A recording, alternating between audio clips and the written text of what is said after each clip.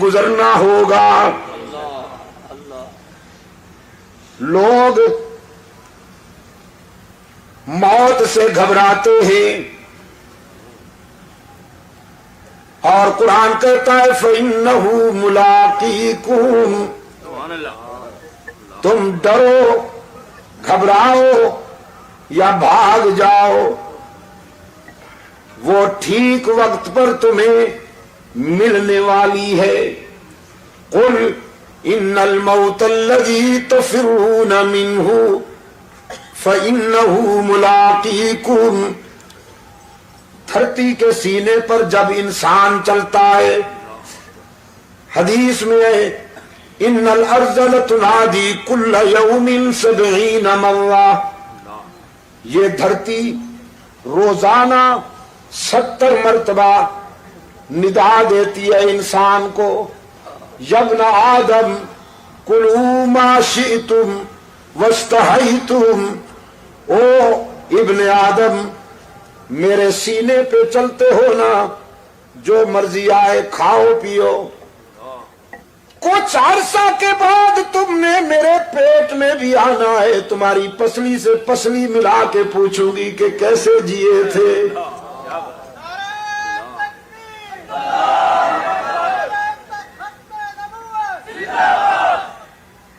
اپنی راحتوں میں انجام کو نہ بھول جانا، اپنی خوشیوں میں موت کو نہ بھول جانا کہ وہ ٹھیک وقت پہ آنے والی ہے۔ ابن ادہم بڑے روشن ضمیر ہیں، بادشاہ تھے، زر و سیم کی فراوانی تھی، خدام کا لشکر ہر وقت ان کے اشارہ ابرو کا منتظر ہوا کرتا تھا۔ خواب گاہ میں پہنچے، سلیپنگ روم میں، بیڈ روم میں پہنچے، وہ خادمہ بیچاری کنیز جو شاہی بستر بچھایا کرتی تھی، بادشاہ کا بستر بچھاتے ہوئے آرزو پیدا ہوئی کہ چند لمحے اس پر ذرا سو کے تو دیکھوں کتنی راحت ملتی ہے۔ بستر پہ چند لمحوں کے لیے سوئی،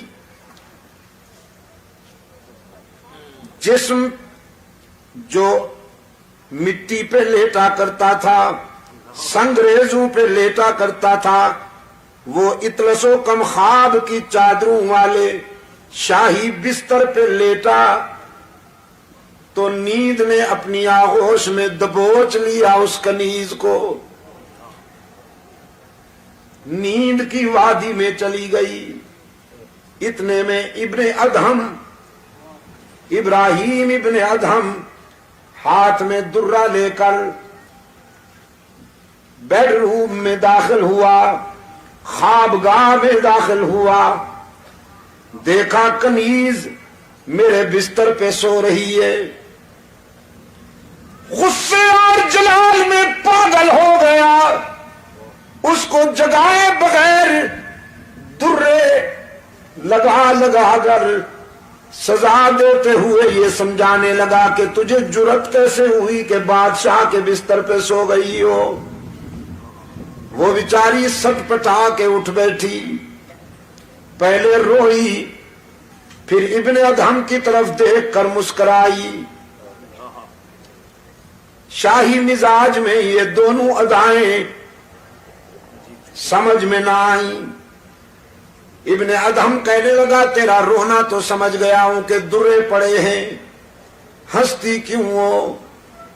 وہ کنیز کہنے لگی ہنستی روئی تو اس لیے ہوں کہ تیرے درے نے میرا چمڑا ادھیڑ ڈالا ہے، اور ہنستی اس لیے ہوں کہ اس بستر پہ 5 منٹ سوئی ہوں تو 5 چابک نقد لگ گئے ہیں، جو ساری زندگی سو رہا ہے پتہ نہیں اسے کتنے چابک سہنے پڑیں گے۔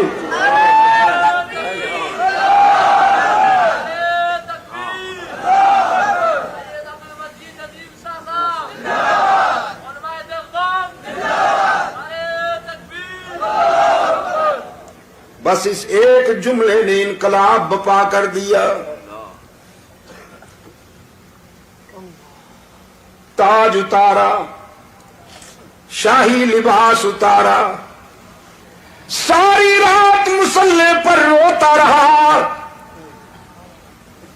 اشکوں سے منہ دھوتا رہا، رب العالمین کے حضور التجائیں کرتا رہا، پروردگار عالم معافی چاہتا ہوں. صبح ہوئی، مشیروں وزیروں کو بلا کر نظام سنبھالنے کو کہا، تخت سنبھالو، بادشاہی تمہارے حوالے کرتا ہوں. مجھے تو زندگی کی حقیقت ایک کنیز نے سمجھا دی.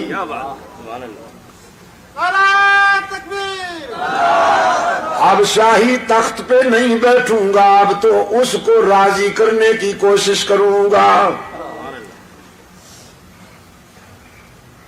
قرآن کریم اسی حقیقت کی طرف متوجہ کرتا ہے. دنیا میں آ کر اپنے پیدا کرنے والے کو نہ بھول جاؤ، جس نے راحتیں عطا کی ہیں، جس نے مسکراہٹیں عطا کی ہیں. نہیں معلوم آپ کو کہ اس آنکھ کی کیا قیمت ہے، لیکن جیب میں ڈال کر لے جائیے اربوں روپے کا چیک، منڈی میں آنکھ خرید کیجئے، نہیں ملے گی. اس نے بغیر کسی قیمت کے یہ نعمت تجھے عطا کر دی. قرآن کریم یاد دہانی کراتا ہے، أَلَمْ نَجْعَلْ لَهُ عَيْنَيْنِ وَلِسَانًا وَشَفَتَيْنِ وَهَدَيْنَاهُ النَّجْدَيْنِ. اے ابن آدم، غور کیا کبھی تو نے اپنی 5 فٹ کی اس کائنات میں دور تک نظر نہیں جاتی تو اپنی اس 5 فٹ کی کائنات پر غور کرنا، تیرا پیدا کرنے والا تجھے سمجھ میں آ جائے گا. تیرے چہرے میں یہ 2 چراغ جلانے والا کون ہے؟ تیرے گوشت کے ایک ٹکڑے کو دیکھنا سکھا دیا، گوشت کے ایک ٹکڑے کو سننا سکھا دیا، گوشت ہی کے ایک ٹکڑے کو بولنا سکھا دیا. تو پختونستان میں رہتا ہے تو یہ پشتو بولتی ہے، انگلستان میں رہتا ہے تو یہ انگلش بولتی ہے، پنجاب میں رہتا ہے تو یہ پنجابی بولتی ہے، سندھ میں رہتا ہے تو یہ سندھی بولتی ہے، عرب میں رہتا ہے تو یہ عربی بولتی ہے، چین میں رہتا ہے تو یہ مکھیوں کی طرح بھن بھنا کر چینی بولتی ہے. جہاں تو رہتا ہے وہاں یہ اسی زبان میں، اسی لہجے میں تیری نوکری کرتی ہے. زبان بدلنے کی ضرورت نہیں، اسپیئر پارٹس کی دکان پر جانے کی ضرورت نہیں. ہاتھوں کو قوت لامسا عطا کی، پاؤں کو قوت ماشی عطا کی، دماغ کو قوت حافظہ عطا کی.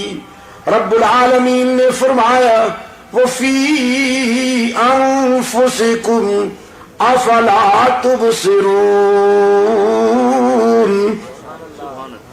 کبھی اپنی ذات پہ غور کرو نا، ہم نے تمہاری ذات میں بھی عبرت اور بصیرت کے بہت سارے مناظر دکھائے ہیں تمہیں.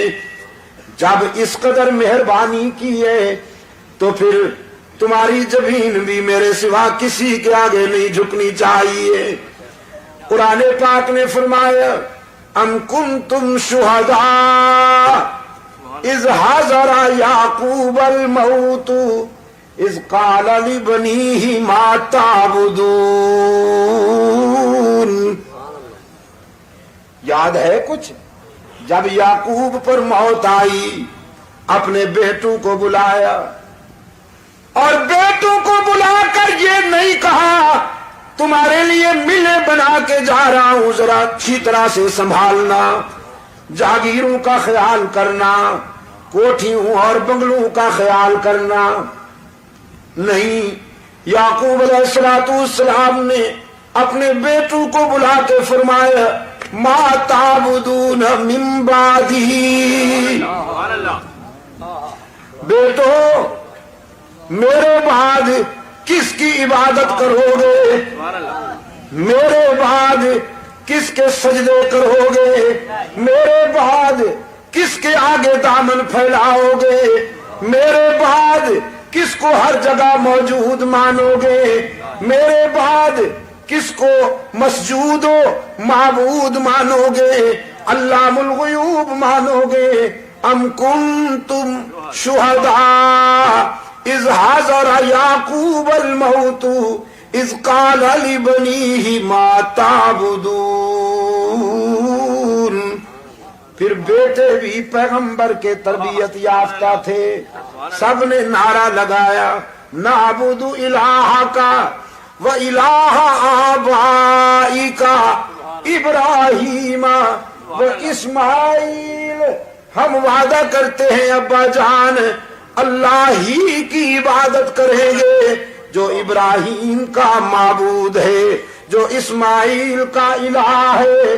हम तेरे सबक को नहीं भूलेंगे, तेरी विरासत की लाज रखेंगे, तेरे बताए हुए रास्ते पर पूरी जिंदगी गुजार देंगे, अल्लाह के सिवा किसी को माबूद नहीं मानेंगे। हमारा इलाह कौन है? याकूब के बेटू ने वादा किया, हमारा इलाह कौन है? मस्जूद कौन है? शेर शाह के शेरों, जरा शेरों की तरह बोलो ना, तौहीद के शेरों जरा शेरों की तरह बोलो, ताकि शिर्क और बिदअत की दुनिया के गीदड़ सही हो जाएं। हमारा इलाह कौन है? ही पे जर्ब लगा के जरा दाएं बाएं देखकर कोई भी का बीमार चुप बैठा हो या हैरान बैठा हो तो उससे भी कहलवाओ, कालू नाबुदु इलाह का, हम वादा करते हैं कि उसकी ही इबादत करेंगे जो इब्राहीम और इस्माइल का माबूद है। हम भी हर नमाज में वादा करते हैं, नाबुदु इय्याका। याकूब के बेटू ने जो वादा किया था वही वादा कुरान रोजाना हमसे भी लेता है, नाबुदु इय्याका, इय्याका नाबुदु व इय्याका नस्ताईन। हम तेरी ही इबादत करते हैं और पता नहीं वो दिन कब आएगा यार, पता नहीं वो दिन कब आएगा कि जब मैं पूछूं तो सबका जवाब सही मिले। मेरा दिल क्या चाहता है हाजी साहब, भाई हाजी अब्दुस्तार साहब, मेरा जी ये चाहता है कि सारी जिंदगी सिर्फ सूरह फातिहा